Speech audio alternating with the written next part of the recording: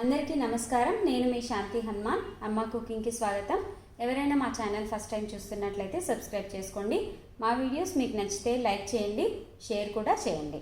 ఇవాళ నేను మీకు చూపించబోయే హెల్తీ బ్రేక్ఫాస్ట్ ఏంటంటే రాగి రొట్టె అండి.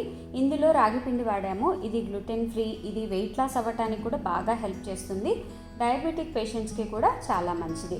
ఇందులో వాడిన గ్రౌండ్ నట్స్లో ఎక్కువ క్యాలరీస్ ఉంటాయి, తక్కువ కార్బోహైడ్రేట్స్ ఉంటాయి.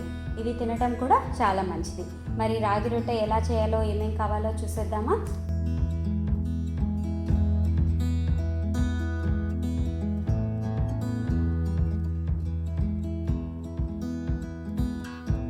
వన్ ఫోర్త్ కప్ పల్లీలు తీసుకొని ఇలా పొడి చేసి పెట్టుకోండి. ఈ పల్లీలు వేయించాల్సిన పని లేదు, అలాగే పౌడర్ చేసి పెట్టుకోండి.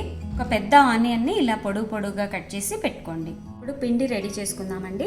1 కప్ రాగి పిండి తీసుకోండి. మనం 1/4 కప్ పల్లీలు పౌడర్ చేసి పెట్టుకున్నాం కదా, అది వేసుకోండి. ఆనియన్ వేయండి. 1 teaspoon chilli paste, 1/2 teaspoon salt, ఇవన్నీ వేసి బాగా మిక్స్ చేయండి. మీకు ఇందులో కావాలంటే కొత్తిమీర కూడా వేసుకోవచ్చు. ఇప్పుడు నా దగ్గర లేదండి, అందుకే వేయలేదు. మీరు కావాలంటే వేసుకోండి. ఇది కొద్దిగా వాటర్ కలిపి పిండి ముద్దలా రెడీ చేసుకోండి. పిండి ఇలా ఉండాలండి. ఇలా ఉన్నప్పుడే మనకి రాగి రొట్టె చాలా స్మూత్గా వస్తుంది.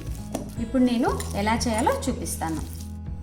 ఇలాంటిది ఒక పేపర్ తీసుకొని కొద్దిగా ఆయిల్ వేసి ఈ పిండి ముద్దని ఇలా తీసుకొని ఇట్లా పెట్టేయండి. ఇందులో ఇలా తట్టండి. మీకు చేతికి అంటుకుంటుంది అంటే కొద్దిగా వాటర్లో ఇలా హ్యాండ్ డిప్ చేసి మళ్ళీ తట్టండి. చాలామంది ఇలా రాదు అన్నప్పుడు ఆయిల్ వేస్తారు, కానీ మనం హెల్తీ బ్రేక్ఫాస్ట్ అంటున్నాం కదా, వీలున్నంత మటుకు ఆయిల్ తగ్గించుకోవడానికి ట్రై చేస్తున్నానండి. అందుకే వాటర్లో డిప్ చేసి ఇలా చేస్తున్నాను. చూడండి, ఇప్పుడు ఇది ఇలా రెడీ అయిపోయింది కదా, దీన్ని ఒక ఐరన్ తవా తీసుకొని అందులో టోస్ట్ చేసుకుందాం. ఇలా రివర్స్లో వేసేయండి. రివర్స్లో వేసి ఒక 1 మినిట్ ఇలాగే పెట్టేయండి.